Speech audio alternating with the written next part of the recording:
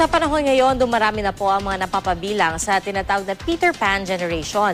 Ito po yung bagong henerasyon na tila ayaw pang tumanda o magkaroon po ng mabibigat na responsibilidad tulad po ng pag-aasawa. Balita natin ni Cedric Castillo.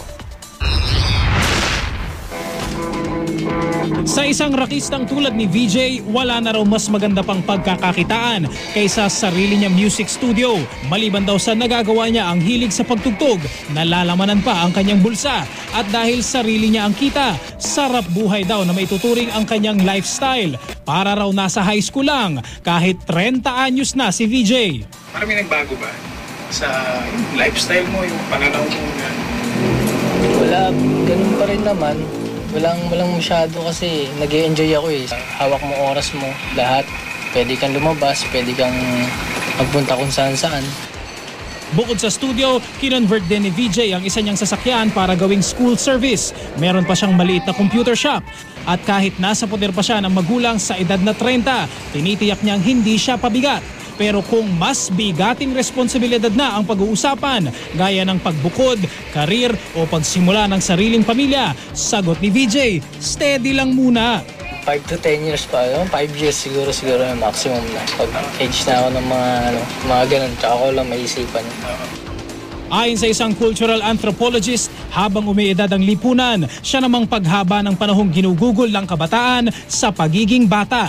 Kung dati may mga tinatawag na Generation X o Generation Y, ngayon pangkaraniwan na raw ang mga kabilang sa Peter Pan generation o yung mga tila ayaw pa munang tumanda. So, merong empirical evidence na ang kabataan ngayon dinidelay ang lahat ng halos lahat ng mga aksyon ng mga dating nakatatanda.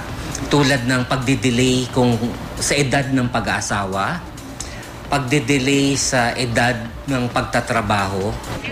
Kung iahambing daw ang mga nasa late 20s hanggang early 30s ng kasalukuyang henerasyon sa parehong age bracket noong nakalipas sa panahon ng kanilang mga magulang o mga kanununuan, wala raw dudang nagbago na ang prioridad ng mga nasa adult stage ngayon.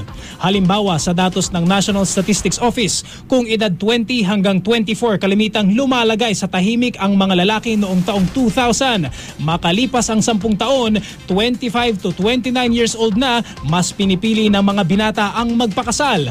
Kung dati pinaghahandaan na raw ang adult responsibilities pagtungtong sa wastong edad, ngayon tila ba extended ang pagiging teenager. Ilang taon yung parents mo when you were born? 20. Ilang taon ka na ngayon? 21. Ikaw, sa tingin mo kaya mo rin kung ngayong age mo to? Ayoko sabihin kaya ko kasi marami pa akong kailangan pagdaanan para maging isang responsible na parent. Parang overtime or experience first. And then maybe I'll be ready by then. Yeah. So baka hindi mo na out of responsibility.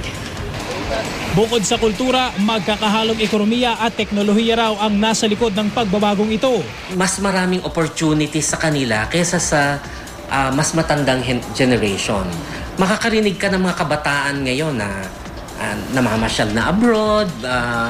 Noong unang panahon, parang bibihira ang may ganong opportunities. Humaba ang life expectancy ng mga tao ngayon, ng mga Pilipino. Hindi tulad ng panahon ng Kastila. Sina Rizal, sina Bonifacio, edad ng mga 20s, puro patay na sila. Ang malaking unemployment rate ay nakaka-contribute din sa ganitong arrangements. Hindi raw masisisi at lalong hindi dapat husgahan ang tinaguriang Peter Pan generation. Produkto lamang daw kasi sila ng patuloy na umuusad na lipunan. Gayunpaman, hindi may tatangging kailangan pa rin nila ang gabay ng mga mas nauna sa kanila. Cedric Castillo, GMA News.